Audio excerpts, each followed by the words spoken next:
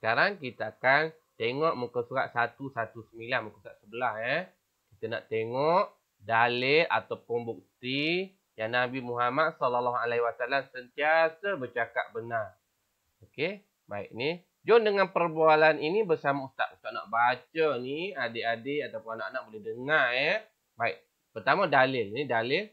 Dalil dia bunyi macam ni. A'udzubillahi minasyaitanirrajim.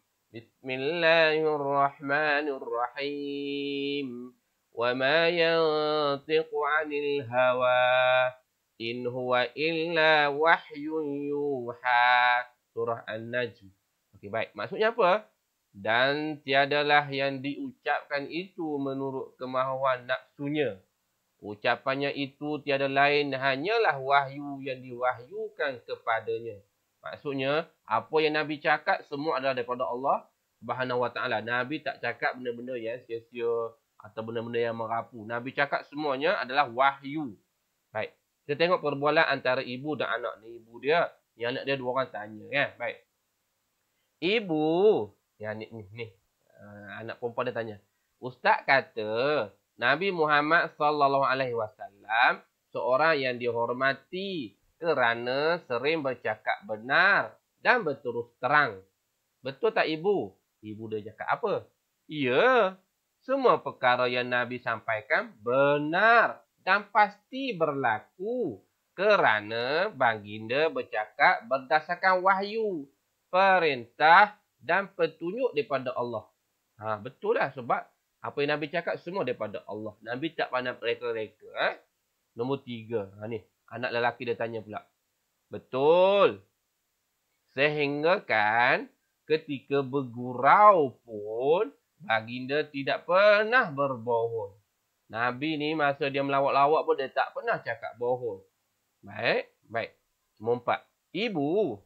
Anak dia kata apa? Muaz ada terbaca. Musuh Nabi Muhammad pun mengakui sifat sidik Nabi Muhammad SAW. Anak dia kata apa? Musuh Nabi, maksudnya orang kafir kat Mekah musyrikin tu pun mengakui Nabi ni sentiasa bercakap benar. Nabi tu panggil apa gelaran Nabi? Al-Amin kan? Okay, baik. Anak perempuan dia kata apa? Ceritalah abang. Adibah hendak tahu juga hebatnya Nabi kita. So abang dia cerita pasal musuh Nabi ni pun mengakui Nabi Muhammad ni tak pernah tipu. Nabi Muhammad ni bercakap benar. Jom kita sambung kisah dia. Okey, kita sambung kisah dia. Ni kisah dia. Satu hari, di salah satu jalan yang sunyi di Mekah, seorang pembesar Quraisy menahan Abu Jahal. Abu Jahal ni orang kafir. Dia sangat membenci dan sentiasa menentang dakwah Nabi Muhammad SAW. Abu Jahal ni tak suka Nabi. Tapi apa jadi? Bila orang tanya kat dia tentang Nabi Muhammad, dia cakap apa? Orang ni tanya, wahai Abul Hakam. Abu Hakam ni Abu Jahal lah. Adakah Muhammad itu seorang yang benar ataupun dusta? Abu Jahal ni tak suka Nabi. Tak ikut Islam. Tapi bila orang tanya kat dia tentang Nabi, dia kata apa? Sesungguhnya Muhammad itu ialah lelaki yang bercakap benar dan tidak pernah berbohong walau sekalipun. Dia Abu Jahal ni tak suka Nabi, tak masuk Islam, tak terima dakwah Nabi. Tapi bila orang tanya pasal Nabi, dia kata, oi Muhammad bagus, tak pernah tipu. Itulah hebatnya Nabi kita, Nabi Muhammad SAW. Sampai musuh pun mengakui yang Nabi ni bercakap benar. Syok kan cerita ni kan? Kita sambung lagi. Sekarang kita nak tengok, nak belajar bersama dengan Ustaz, apa itu faedah bila kita bercakap benar macam Nabi Muhammad SAW. Apa jadi? Okey, buku teks muka surat 120 apa jadi kalau kita cakap benar, apa faedah? Pertama, mendapat pahala. Dapat pahala. Yang kedua, Allah mencatatkannya sebagai seorang yang benar. Allah catat kita ni sebagai seorang yang benar. Pasal kita cakap benar je. Yang ketiga, dijauhi dari neraka. Kalau orang bohong, suka bohong, masuk neraka lah dia. Kalau kita cakap benar, dijauhi dari neraka. Semua orang tak nak masuk neraka kan? Dan yang terakhir, kalau kita sentiasa bercakap benar, kita akan dipercayai dan disayangi oleh semua orang. Mak sayang, ayah sayang, semua kawan-kawan sayang sebab kita tak pernah bohong atau tipu. Jadi orang sayang kat kita. Itu yang faedah yang kita dapat kalau kita bercakap benar.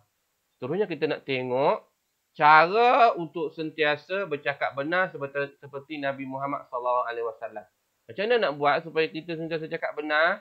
Pertama, kita kenalah sentiasa beriman kepada Allah dan Rasulnya. Kita kena ingat sentiasa Allah dan Rasul kita Nabi Muhammad SAW. Yang kedua, bersahabat dengan rakan yang baik.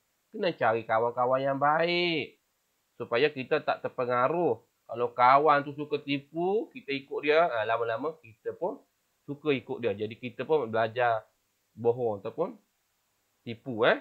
Yang ketiga, berani untuk bercakap benar. Jangan takut. Kita kena berani, benda yang betul, cakap betul. Jangan suka, tak berani lah, takut lah. Sebab cakap benar, cakap betul sekali orang marah lah, orang tak kawan lah. Tak payah. Kita kena berani bercakap benar. Kerana apa?